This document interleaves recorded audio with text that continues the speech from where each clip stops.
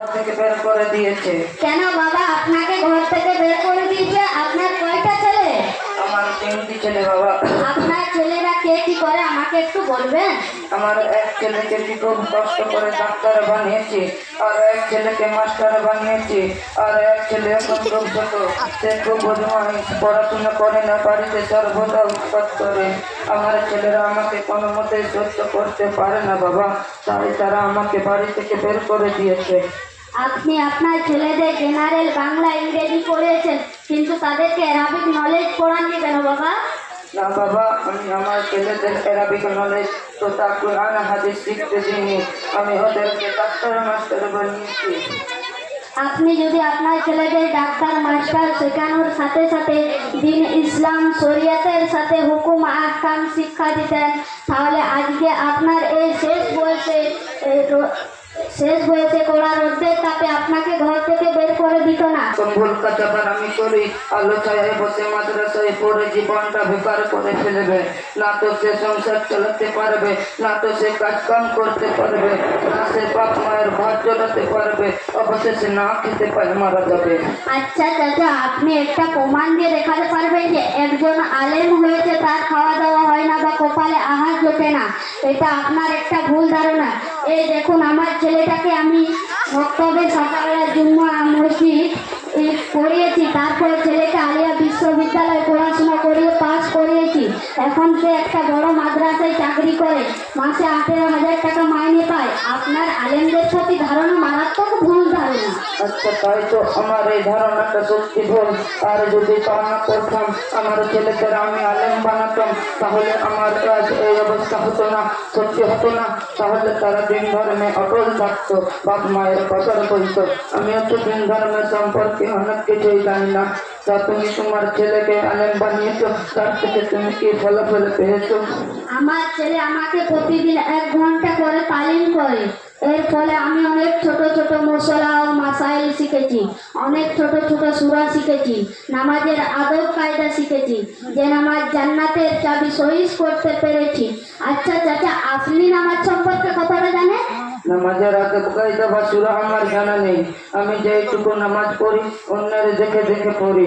আপনি যদি কিছু জানতে চান তাহলে আমার ছেলেকে জিজ্ঞাসা করতে পারেন। হ্যাঁ, এই যে মাওলানা সাহেব, তুমি আমাকে কিছু জানার বিষয়ে বলো। আচ্ছা দাদু, আপনি গোসলের ফরজ কয়টি জানেন? না, জানি না। আচ্ছা ঠিক আছে, আমি বলে দিচ্ছি, আপনি মনে রাখবেন। গোসলের ফরজ হলো 3টি। 1, গড়গড়া সহকারে কুল্লি করা। 2, নাকের নরম মাংস পর্যন্ত পানি পৌঁছানো। 3, সারা শরীর উত্তম রূপে ধৌত করা। আচ্ছা দাদু, আপনি ওযুর ফরজ কয়টি জানেন? না, জানি না, একটু বলে দাও না মাওলানা সাহেব। আচ্ছা ঠিক আছে, আমি বলে দিচ্ছি, আপনি সেই মতো করে অজু করার চেষ্টা করবেন। ঠিক মতো করে অজু না হলে নামাজ হবে না। অজুর ফরজ হলো 4টি। 1, মুখমণ্ডল ধৌত করা। 2, 2 হাতের কোণ সহ ভালোভাবে ধৌত করা। 3, মাথার 4 ভাগের 1 ভাগ মাথা মসাজ করা। 4 পায়ের টাকনু পর্যন্ত পানি পৌঁছানো। আচ্ছা দাদু, আপনি খানা খাবার দোয়া জানেন? না, জানি না। আমি খাবার খাওয়ার সময় শুধু বিসমিল্লাহ বলে খাই, তা আবার কখনো কখনো ভুলে যাই। আচ্ছা ঠিক আছে, আমি বলে দিচ্ছি, আপনি সেই মতো করে খাবার খাওয়ার চেষ্টা করবেন। খানা সামনে আসলে এই দোয়া করতে হয়, আল্লাহুম্মা বারিক লানা ফীমা রাযাকতানা ওয়া কিনা আযাবান নার। খানা মাঝে মাঝে এই দোয়া করতে হয়, আল্লাহুম্মা লাকাল হামদু ওয়া লাকাল শুকুর। আচ্ছা দাদু, আপনি পানি পান করার দোয়া জানেন?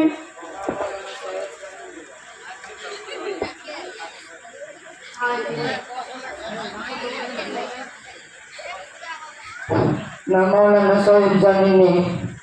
আচ্ছা ঠিক আছে, আমি বলে দিচ্ছি, আপনি সেই মতো করে পানি পান করার চেষ্টা করবেন। পানি পানের সাথে এই দোয়া করতে হয়, সাকাহুম রাব্বুহুম শারাবান তাহুরা। এছাড়াও পানি পান করার 6টি সুন্নাত রয়েছে। 1, বিসমিল্লাহ বলে পানি পান করা। 2, ডান হাতে পানি পান করা। 3, 3 শ্বাসে পানি পান করা। 4, দেখে পান করা। 5, পানি পানের শেষে আলহামদুলিল্লাহ বলা। 6,